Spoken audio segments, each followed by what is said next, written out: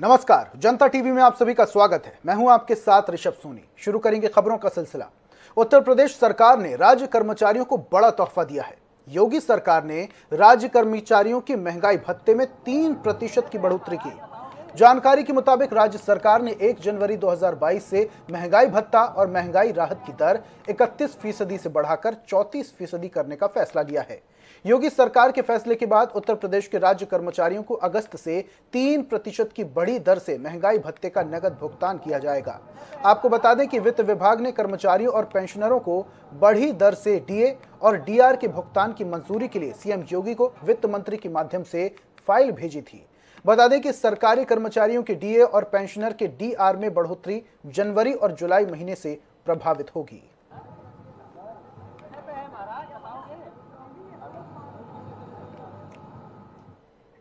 Samajwadi party के नेता आजम खान को सुप्रीम कोर्ट से बड़ी राहत मिली है। सुप्रीम कोर्ट ने रामपुर जिला प्रशासन को जौहर यूनिवर्सिटी की 13.8 हेक्टेयर जमीन पर कब्जा छोड़ने के लिए कहा है।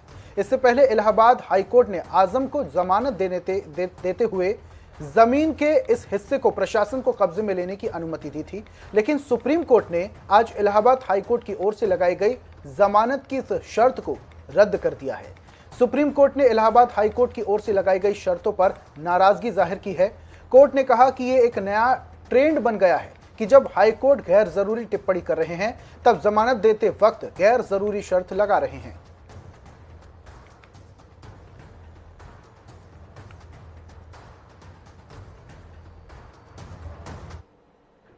उत्तर प्रदेश में प्राइमरी शिक्षा व्यवस्था की कायाकल्प बदलने वाली है। अब यूपी के सभी सरकारी बेसिक स्कूल निजी स्कूल की तर्ज पर विकसित हो रहे हैं। इसको लेकर जनता टीवी उत्तर प्रदेश के स्टेट हेड अनिल के अंकुर ने यूपी शिक्षा मंत्री संदीप सिंह से खास बातचीत की। रियासत सियासत है और सियासत के चलते ही वो आज इस मुकाम पर छोटी उम्र में पहुंच गए हैं कि वो उत्तर प्रदेश जैसे बड़े राज्य के मंत्री बन गए हैं। विदेश से पढ़े, आपको ये जानकर हैरत होगी, इनकी पूरी शिक्षा लंदन में हुई। लंदन के हमेशा सोशल साइंस में स्टडी करके आने के बाद इन्होंने जिस तरीके से यहाँ पर संभाला है काम, ये है पूर्व मुख्यमंत्री कल्याण सिंह के बेटे, यानी कि कल्याण सिंह पूर्व मुख्यमंत्री रहे और उनके बेटे राज्यसभा के और लोकसभा सांसद हैं एटा से, और इनकी माता जी भी प्रेमलता जी, वो भी विधायक रही और मंत्री पद का ओहदा भी प्राप्त करती रही। अब ये खुद मंत्री हैं। कैसा लगता है, कैसा ही नया पद आपको जो आप लिए हासिल किए हैं, कैसा लग रहा है आपको? देखिए, एक बड़ा दायित्व है और पूरे प्रदेश का नेतृत्व करने का अवसर मिला है और हम सब लोग बेसिक शिक्षा विभाग को मिल करके हम सब, क्योंकि ये विभाग ऐसा है कि हर एक परिवार के साथ जुड़ा हुआ ये विभाग है। बच्चों का भविष्य हम सब लोगों के हाथ में, उनको बेहतर भविष्य को बनाना हम सब लोगों की जिम्मेदारी है। कल्याण सिंह खुद एक शिक्षक थे। उन्होंने शिक्षक के रूप में अपने लाइफ शुरू की थी। अब आप उसी शिक्षा विभाग के मंत्री हैं, तो क्या आपने अपने बाबा से सीखा था शिक्षा के लिए? देखिए, बाबूजी के जो राजनीतिक व्यक्तित्व है वो बहुत बड़ा विराट व्यक्तित्व है और बाबूजी के साथ मुझे काफ़ी समय रहने का अवसर मिला और बाबूजी से हमेशा जिस तरह से वे लोगों से मिलते थे, और बाबूजी से हमेशा मैंने ये सीखा कि हमेशा आप समाज के साथ जुड़ करके रहें, अपने आप को ग्राउंड डाउन टू अर्थ आप जितना ज़्यादा रखेंगे उतना आपके साथ हर एक समाज का, हर एक वर्ग का व्यक्ति जुड़ेगा। तो बाबूजी की यही सीख है। मेरा प्रयास रहता है कि मैं बिल्कुल अपने आप को डाउन टू अर्थ रखते हुए हर एक व्यक्ति के साथ मिलजुल करके उनकी समस्याओं को सुन करके जल्द से जल्द हम सब लोग निस्तारण कर सकते हैं। आपने विदेश में शिक्षा हासिल की। भारत का जो सामाजिक परिवेश है वो अलग है और विदेशों का अलग है। आप तो यूके जैसे बहुत जो कि प्राकृतिक रूप से बहुत लंबे समय से शैक्षिक देश रहा है, यूके से आप पढ़ के आए, वहाँ की शिक्षा में आप ऐसी क्या चीज़ है जो भारत में, उत्तर प्रदेश में शामिल करना चाहेंगे? देखिए, अब तो हर एक देश में शिक्षा का जो स्तर है वो बेहतर हो रहा है और इंग्लैंड में भी हम, क्योंकि अब इंग्लिश मीडियम की शिक्षा है, हम अपने प्राइमरी स्कूल्स में भी इंग्लिश मीडियम की शिक्षा दे रहे हैं और सिस्टम जो बाहर के देशों में और अपने देश में पहले फर्क होता था कि हर एक चीज में पारदर्शिता होती थी। किसी भी सिस्टम को किसी भी तरह से कार्य करने में, कोई भी कार्य किया जा रहा है तो पूरी पारदर्शिता उसमें पारदर्शिता से उस कार्य को किया जाता था। और अब हमारे देश में भी आप देखेंगे टेक्नोलॉजी के माध्यम से हम सब जितने भी कार्य हो रहे हैं, चाहे वो हर एक विभाग में हो, हमारे शिक्षा विभाग में भी हो, हर एक चीज में पारदर्शिता है, तो कार्य करने में इसमें आसानी होती है और हर एक व्यक्ति को मालूम है कि सरकार किस तरीके से कार्य कर रही है। कोई भी चीज किसी भी व्यक्ति से छुपी नहीं रहती है। तो एक साफ सिस्टम है और हमारा पूरा प्रयास है कि पूरी ईमानदारी के साथ और जीरो टॉलरेंस की नीति पर जिस तरह से हमारी सरकार कार्य करती है, हम सब लोग मिल करके कार्य कर रहे हैं। जिस तरीके से भारतीय जनता पार्टी सरकार ने कहा था कि सरकारी स्कूलों में अधिकारी और मंत्री अपने बच्चों को पढ़ाएं, आपको क्या लगता है ये चीज लागू हो पाएगी? देखिए, बिल्कुल अब किसी को आप फोर्स नहीं कर सकते। हर एक व्यक्ति, हमारा जो दायित्व है हमारा कि प्राइमरी स्कूल में शिक्षा का स्तर है वो बेहतर हो।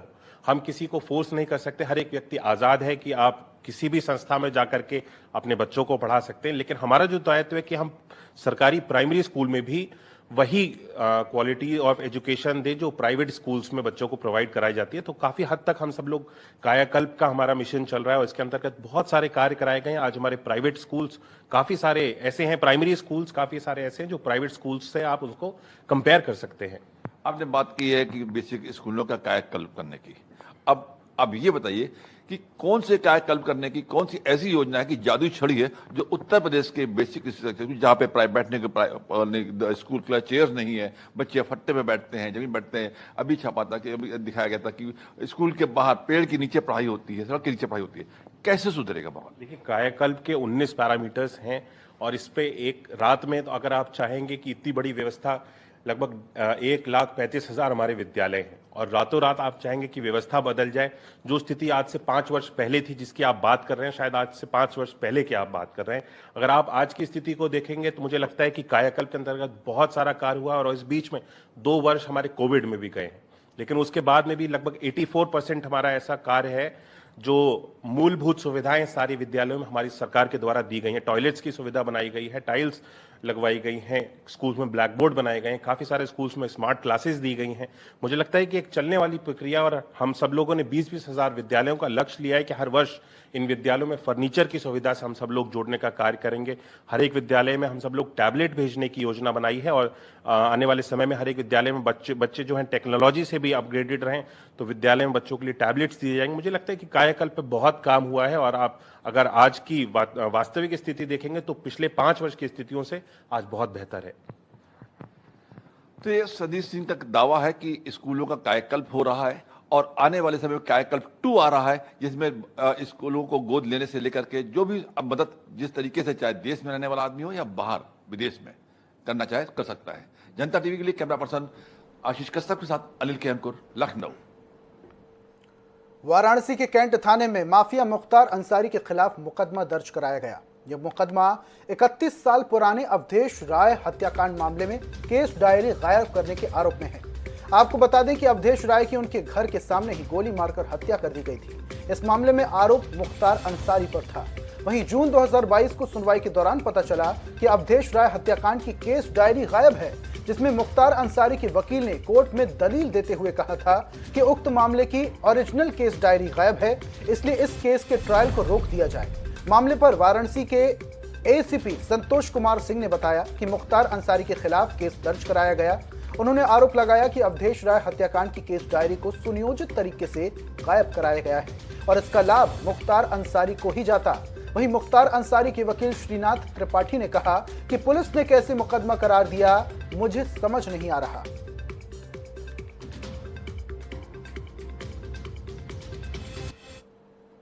और इस वक्त की खबर रामपुर से है। एमपी एमएलए कोर्ट पहुंचे हैं। आजम खान ने राष्ट्रपति चुनाव में क्रॉस वोटिंग को लेकर सवाल उठाए। इस दौरान उन्होंने क्रॉस वोटिंग को लेकर बड़े आरोप लगाए। आजम खान ने कहा कि विपक्ष का कैंडिडेट हार गया है। क्रॉस वोटिंग सिर्फ वही लोग कर रहे हैं जिन चैनल्स ने सत्ता से पैसे ले रखे हैं। दूसरी तरफ आजम ने सार्वजनिक स्थानों पर नमाज पढ़ने को लेकर सीएम योगी पर तंज कसा। आजम खान ने कहा कि नमाज पर कहीं पाबंदी नहीं है, नमाज कहां पढ़ी जाए ये बहस का मामला है। वहीं ये निर्भर करता है कि राजा का दिल कितना बड़ा है या कितना छोटा है। आगामी उपचुनाव में छापा से क्रॉस वोटिंग हुई है। सिर्फ वो लोग कह रहे हैं जो जिन चैनल्स ने सत्ता से पैसा ले रखा है वो कह रहे हैं। सर, नमाज को लेके बड़ा आवाज़ें उठ रही हैं और विरोध जताए जा रहे हैं। नमाज को लेकर सार्वजनिक स्थानों पर बड़ी आवाज़ें उठ रही हैं और विरोध जताए जा रहे हैं। अभी प्रयागराज में, इलाहाबाद में भी यही केस सामने आया है। क्या नमाज नहीं पढ़ने दे रहे हैं? सर, नमाज पे पाबंदी उठाई जा रही है और नमाज पे कहीं पाबंदी नहीं है। नमाज कहाँ पढ़ी जाए ये बहस का मामला है। समाजवादी पार्टी के उत्तर प्रदेश में गठबंधन के सहयोगी दल सुहेल देव भारतीय समाज पार्टी अध्यक्ष को योगी सरकार ने वाई श्रेणी की सुरक्षा दी है।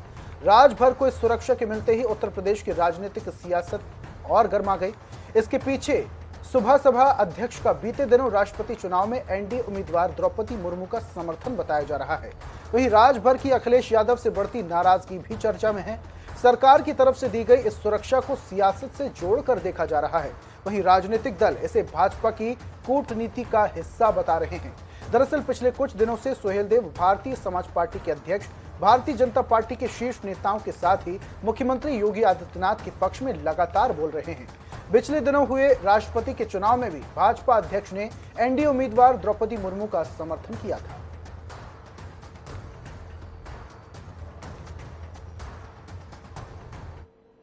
राजभर को वायु श्रेणी की सुरक्षा दी गई तो राजनीति और भी तेज हो गई कि साथ सपा का कर रहे हैं, लेकिन बीजेपी इतना मेहरबान क्यों है? समाजवादी पार्टी के प्रवक्ता ने कहा कि ओपी राजभर बीजेपी की कुचक्र नीति का हिस्सा बन गए हैं। आप सुरक्षा क्यों दी गई है, उसका कारण क्या है? कारण ये है सबसे पहले कि माननीय नेता श्री ओम प्रकाश राजभर गरीबों की लड़ाई लड़ने का काम करते रहते हैं, लगातार क्षेत्र में रहते हैं।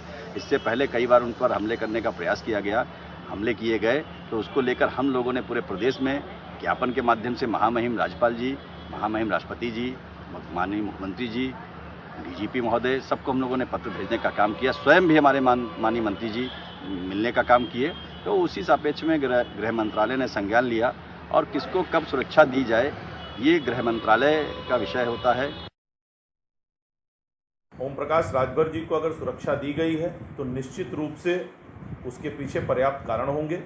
सरकार ने उनकी समीक्षा की होगी, उसके बाद ही उन्हें सुरक्षा प्रदान की गई। और जहां तक बात रही समाजवादी पार्टी की, पहले साथ में चलना और बाद में हाथ छोड़कर अब शब्दों का इस्तेमाल करना, ये समाजवादी पार्टी की परंपरा है।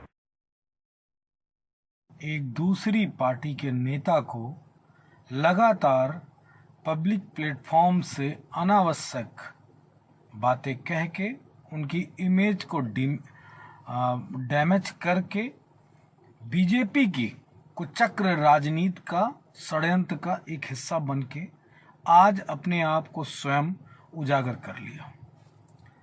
जब उनकी विधानसभा में बीजेपी के कार्यकर्ताओं के द्वारा उनका अपमान किया गया, मारपीट गाली गलौज की गई, बनारस में उनके साथ बदतमीजी मारपीट गाली गलौज हुई, तब बीजेपी ने विधानसभा में इस बात को कहा कि नहीं साहब, ऐसी कोई घटना ही नहीं घटित हुई। और आज उन्हीं संबातों का हवाला देके वाई श्रेणी की सुरक्षा दे दी गई। लखनऊ के किंग जॉर्ज चिकित्सा विश्वविद्यालय में मरीजों के लिए अब इलाज महंगा हो सकता है।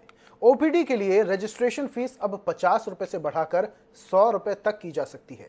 साथ ही ये भी कहा जा रहा है कि पैथोलॉजी और दूसरी सुविधाओं के लिए 10% तक शुल्क बढ़ाया जा सकता है। इसमें मैं केजीएमयू में हूँ, यानी किंग जॉर्ज मेडिकल यूनिवर्सिटी में हूँ। यहाँ पे बताया जा रहा है कि अब जो इलाज है वो महंगा हो जाएगा। ओपीडी में पहले 50 रुपये फीस लगता था, जो कि रजिस्ट्रेशन उसका मान्य रहता था 6 महीने के लिए, लेकिन अब ये कहा जा रहा है कि उसमें 50 रुपये और बढ़ोतरी कर दिया जाएगा। अब वो 100 रुपये का हो जाएगा। अब 100 रुपये लगेंगे। उन मरीजों का क्या कहना है, ये बड़ा सवाल है। आइए उनसे ही बातचीत करते हैं। सर, आप ओपीडी से ही आ रहे हैं। ओपीडी में आप 50 रुपये का जो पर्चा था वो अब 100 रुपये में बनेगा, क्या कहेंगे आप इस पर? मैम, जो है गांव देहात से सब लोग इतना दूर आते हैं, बड़ी उम्मीद से आते हैं कि गवर्नमेंट जो है कुछ उनके खर्चे कम लगेंगे और इलाज अच्छा हो जाएगा, तो इससे परेशानियां थोड़ा बढ़ जाएंगी लोगों की। इनका साफ तौर पे ये कहना है कि जो जांच जो मुफ्त बताया जाता है, जांच का भी पैसा पड़ता है। तो फिलहाल ओपीडी का हालात आप देख सकते हैं। यहाँ पे जो काउंटर है वहाँ पे ये बताया गया है कि यहीं पे उनका पर्चा बनता है। 8 से 12:30 का समय है। यहाँ पे आप पर्चा बनवा सकते हैं। खास बात ये है कि ये मेडिकल केजीएमयू में 5000 हर रोज यहाँ पे मरीज आते हैं, उनके तीमारदार आते हैं, लगातार यहाँ पे भीड़ आपको लगातार देखने को मिलती है। कल इसका कार्य परिषद का बैठक होने वाला है। इसमें बताया जा रहा है कि उन तमाम निर्णयों पर, उन तमाम फैसलों पर निर्णय लिया जा सकता है, चाहे जांच से रिलेटेड हो या फिर आपका 50 रुपए ओपीडी का फीस बढ़ाने की बात हो। अब देखने वाली बात होगी कल तस्वीर क्या निकल कर आती है। कैमरामैन रियाज के साथ में जय सिंह, जनता टीवी, लखनऊ। राष्ट्रपति चुनाव में कांग्रेस की ओर से क्रॉस वोटिंग की खबरें सामने आने के बाद से खेमे में हड़कंप का माहौल है। जहां एक तरफ बीजेपी को इस पूरे मामले को लेकर उत्साहित दिखाई दे रही है, तो वहीं कांग्रेस प्रदेश अध्यक्ष करण माहरा ने इसकी शिकायत करने की बात कही। माहरा ने कहा कि मामले में सीएलपी लीडर यशपाल आर्य से बात कर राष्ट्रीय नेतृत्व को लेटर लिखेंगे। मेहरा का कहना है कि जिस किसी ने भी ये काम किया है वो सबको पता है। अगर किसी को कांग्रेस से दिक्कत है तो खुला बोलकर जाए, लेकिन इस तरह से कांग्रेस को कमजोर नहीं करे। देखिए, क्योंकि ये टेक्निकल चीज़ है, ये पता करना कि किस विधायक ने वोट दिया है नहीं दिया है, ये बहुत कठिन काम है और ये प्रशासनिक काम है। और क्योंकि सीएलपी लीडर होते हैं विधायकों के, वो इस कार्य को बहुत अच्छी तरह कर रहे हैं और उन्होंने वो कोशिश शुरू भी कर दी कि पता चले।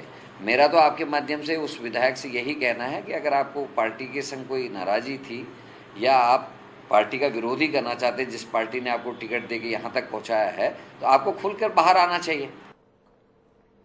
हरिद्वार में तैनात जल पुलिस गंगा में डूबते कांवड़ियों के लिए देवदूत साबित हो रहे हैं। जल पुलिस कर्मी एक सप्ताह में 47 से ज्यादा कांवड़ियों को डूबने से बचा चुके हैं।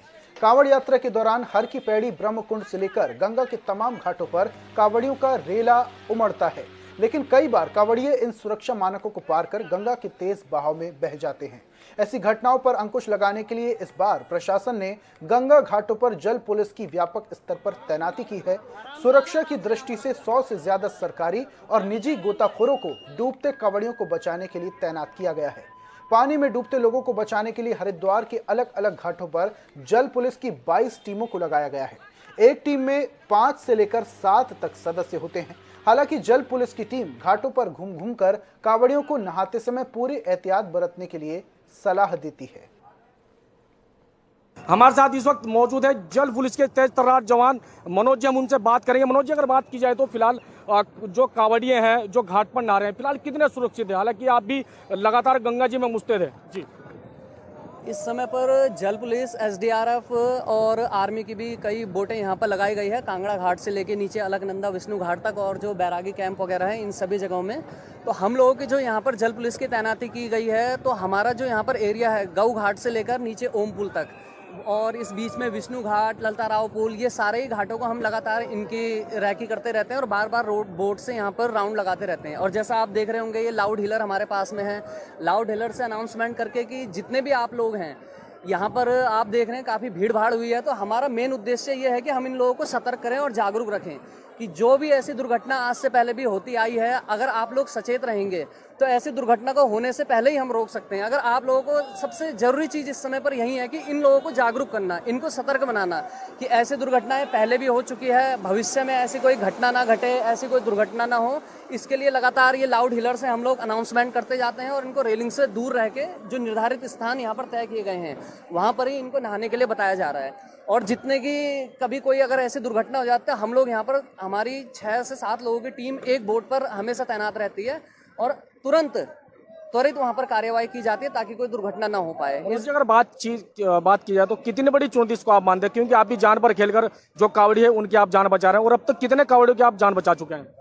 अब तक हमने जो है इस पूरे क्षेत्र में कई कांवड़िये देखा गया कि कोई हाथ फिसलने की वजह से बह गया, या फिर ऐसी भी सूचनाएं आए कि कोई रात में यहाँ पर बहा है, तो उनके रेस्क्यू भी हम कर रहे हैं। और जैसे कांवड़िये कई बह जाते हैं यहाँ पर तेज बहाव के चलते, या कुछ अपनी समझाने के बाद भी लापरवाही से यहाँ पर घूम के, जैसे आप देख रहे हैं, संगल को पकड़ना या फिर घाट से इधर निकल जाना, तो इसके उसमें अभी तक हम ये एक सप्ताह के अंदर कम से कम 10 से 15 रेस्क्यू हम यहाँ पर कर चुके हैं। बिल्कुल, ऐसे में जो शिव भक्त हरिद्वार पहुँच रहे हैं और जल पुलिस की भी काफ़ी अहम भूमिका बढ़ जाती है, और कहीं न कहीं जल पुलिस भी देवदूत बनकर कांवड़ियों के लिए साबित हो रही है, जो कि अपनी जान पर खेलकर कांवड़ियों की जान भी बचाई जा रही है। तो ऐसे में आने वाले दिनों में जाहिर सी बात है, और भी कांवड़ी हरिद्वार पहुंचेंगे तो कहीं न कहीं और भी जिम्मेदारी जल पुलिस की बढ़ जाएगी। कैमरा पर्सन के साथ में विकास करे, जनता टीवी, हरिद्वार। सावन के महीने में पावन कांवड़ यात्रा जारी है। कांवड़ियों को कोई परेशानी ना हो, इसके लिए उत्तराखंड सरकार हर संभव प्रयास कर रही है। हाल ही में सीएम धामी की कांवड़ियों का सम्मान करते और उनका पैर धोते हुए तस्वीर सामने आई थी। ऐसे में आज कांवड़ियों के सम्मान और स्वागत की एक और तस्वीर हरिद्वार में देखने को मिली, जहां कांवड़ियों के स्वागत में प्रशासन ने आकाश से फूलों की बारिश की। नारसन बॉर्डर से लेकर हर की पैड़ी तक हेलीकॉप्टर के जरिए कांवड़ियों पर फूल बरसाए गए। वहीं प्रशासन के इस तरह के स्वागत से कांवड़िए भी काफी गदगद नजर आए। जिस तरह से उन्होंने कांवड़ श्रद्धालुओं का चरण प्रक्षालन किया और जिस तरह से उन्होंने आज से 10 दिन पहले सीसीआर में इसकी बैठक स्वयं ली और लगातार सुबह और शाम वो कांवड़ यात्रा पर बहुत ही बारीकी से नज़र रखे हैं और लगातार फीडबैक और अपडेट ले रहे हैं, तो उनके द्वारा ये बड़ा स्पष्ट निर्देश है कि जो करोड़ों की तादाद में श्रद्धालु आ रहे हैं उनको किसी तरह की दिक्कत न हो और उनका खुले दिल के साथ इस देवभूमि में स्वागत किया जाए। तो खबरों में फिलहाल इतना ही। देश प्रदेश की तमाम खास खबरों के लिए आप देखते रहिए जनता टीवी। नमस्कार।